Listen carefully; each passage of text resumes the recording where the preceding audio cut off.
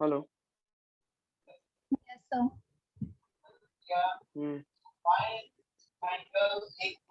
दो लोग कैसे आ गए? Morning sir. मॉर्निंग। अभी तो रुक जाओ, तुम वेट करो, वेटिंग रूम में तुमको डाल रहे हैं।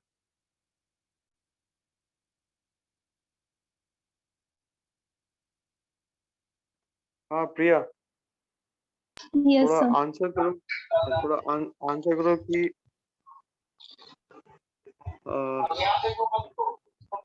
YTM किस पीरियड के लिए कैलकुलेट होता है?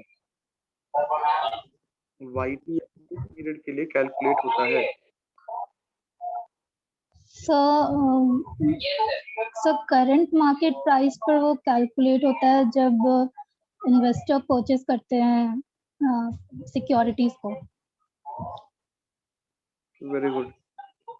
तो सपोज करो कि किसी कंपनी ने 1 अप्रैल 2000 को एक 10 साल वाला डिवेंचर इशू किया, ठीक है?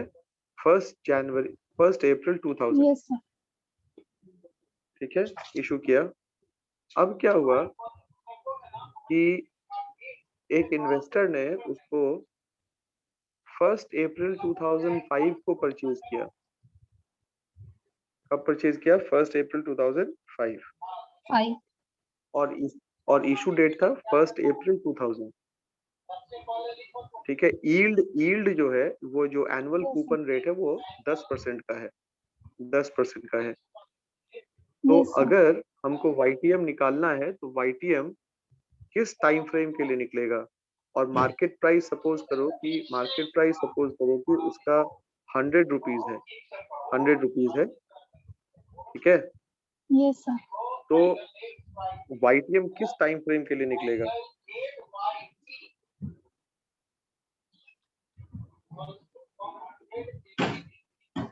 सर सिक्योरिटीज में सर 2005 पे निकलेगा। क्यों निकलेगा 2005 पे? सर क्योंकि मैच्योरिटी डेट पर ही निकलता है। मैच्योरिटी डेट वो मतलब मैच्योरिटी पीरियड। मैच्योरिटी तो इशू तो किया गया 1 अप्रैल को, 1 अप्रैल 2000 को। Yes sir. और 1 अप्रैल 2005। 10 इयर्स। अच्छा 10 इयर्स। 10 इयर्स का है ये, 10 इयर्स का है। और जो परचेज किया गया वो 1 अप्रैल 2005 को किया गया। अब अगर हमको यील्ड टू मैच्योरिटी निकालना है, वो किस डेट से निकलेगा? 1/4/2000 से निकलेगा या 1/4/2005 से निकलेगा?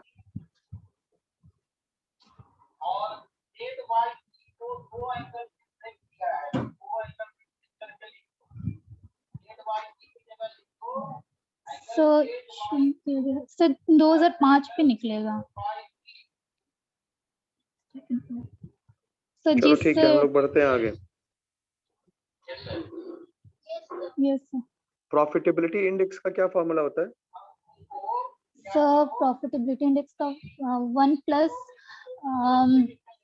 NPV divided by initial investment. Project को कब एक्सेप्ट करते हैं? सर NPV में? नहीं, PI में। अच्छा PI में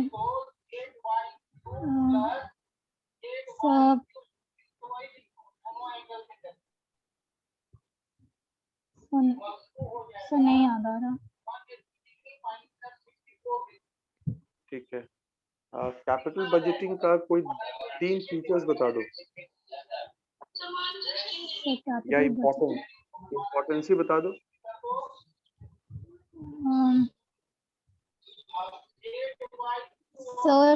So features, so capital budgeting का features, so capital expenditure for long period का होता है।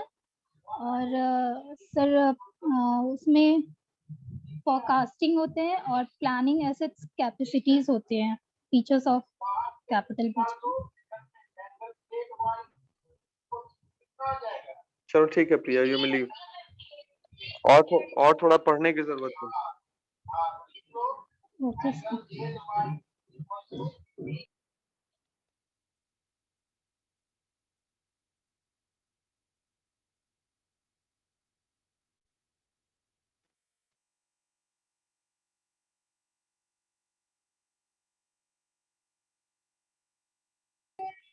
Good sir. मॉर्निंग अभिजीत। ये इंटरनल रेट ऑफ रिटर्न क्या होता है Abhijit? Internal rate of return, it is the return that it is a evaluating process where the capital budgeting by the capital budget. It is a process of capital budget, and it means it means parent value is equal to the project cash outflow, cash inflow. Sorry, cash outflow inflow. अच्छा, एक चीज और बताओ कि discounting rate को क्या हम लोग अपॉर्चुनिटी कॉस्ट भी कहते हैं? डिस्काउंटिंग रेट को अपॉर्चुनिटी कॉस्ट, हाँ कहा जा सकता है। कॉस्ट ऑफ कैपिटल जब ये होता है तब डिस्काउंटिंग, इसमें भी सैक्रिफाइसिंग का केस होता है, इसलिए उसे डिस्काउंटिंग रेट भी कहा जा सकता है।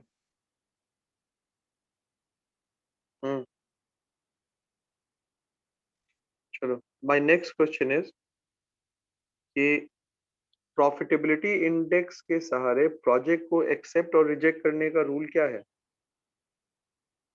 प्रॉफिटेबिलिटी इंडेक्स वो रिलेटिव वैल्यू देता है जो 1 रुपया का वैल्यू होता है। जैसे 0 कुछ सा है और इसका कंपेयर करने का वैल्यू होता है। जैसे पीआई हाई होगा तब प्रोजेक्ट एक्सेप्ट होगा और पीआई लो होगा, लेस होगा रिजेक्ट हो जाएगा।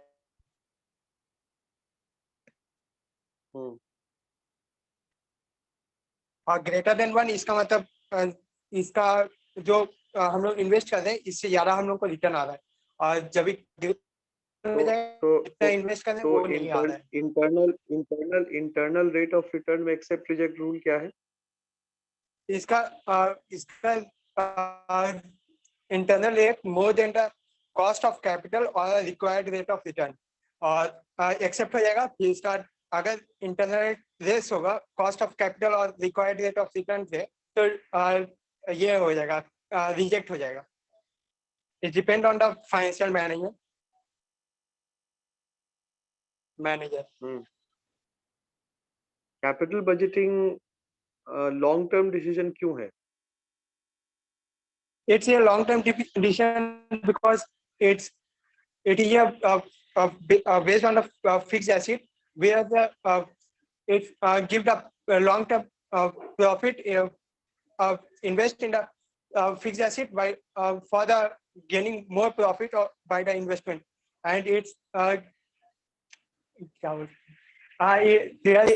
there is compare of all the project and reject option to get the money, and as it is the more